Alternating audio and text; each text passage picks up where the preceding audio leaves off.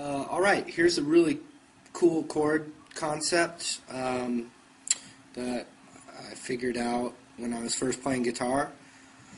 It goes like this. Take just your standard D chord. You know, a lot of guitar players know that one, obviously. But if I shift that shape around, it becomes other chords, and I can substitute it. So, in other words, if I take this D chord, and I scoot it up a whole step, and I only play, now I can only play the strings that my fingers are on, because the open strings haven't changed. But if I play these three, it's now a whole step higher than D, and now it's an E major triad. So I can actually play that instead of this E chord.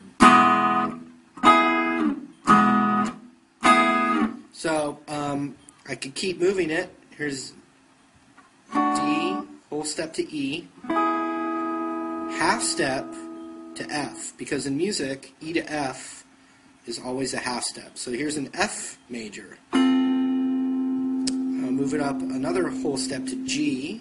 So there's our classic G chord.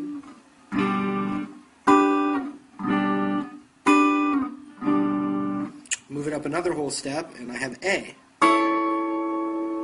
Move it up another whole step, I have B. And move it up a half step, because B to C is the other spot where it's only a half step. So that's a C.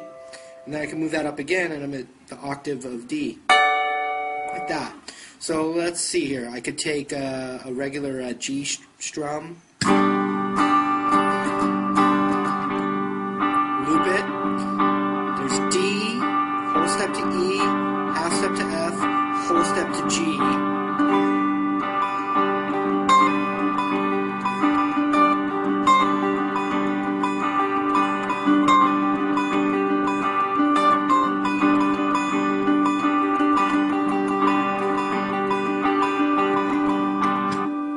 So when you're playing with another guitar player and he's got this G going right here, instead of you strumming that exact same G chord, this is a real easy thing you can do with the D shape. If you know where to put it, you can play that one instead, and now you guys are kind of complementing each other instead of just playing the exact same thing. I like that concept with the C chord as well. It's not going to work for every spot, but if I take a C chord and I move it up a whole step, then you have one note higher than C is D, so I have a D chord. The thing that's kind of pretty about it is I have this open G string, which adds a different kind of flavor to it. But you can still substitute C up a whole step for a D chord, so I'll do that. So there's the D.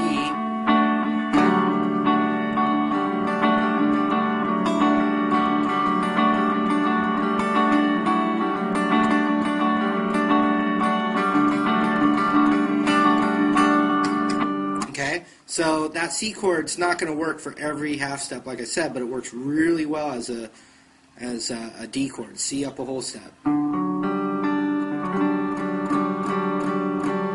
Okay, and then the only other spot that's going to work really well is to keep moving it up till I get to G. So I have C, whole step to D, whole step to E.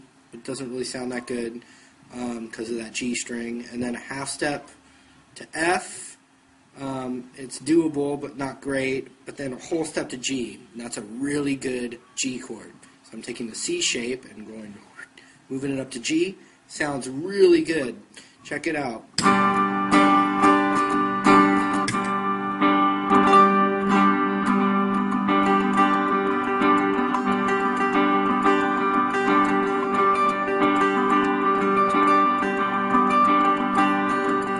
The D shape for G, which I showed you.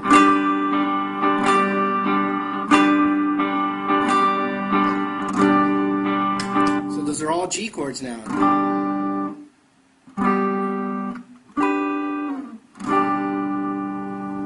With just the basic open shapes that you already know. So pretty cool stuff. Obviously we can dive pretty deep into the rabbit's hole with this stuff, but I'm just going to leave it at that. So instead of, for instance, playing C, D, and G just the standard way, you could go like this. C, D, G.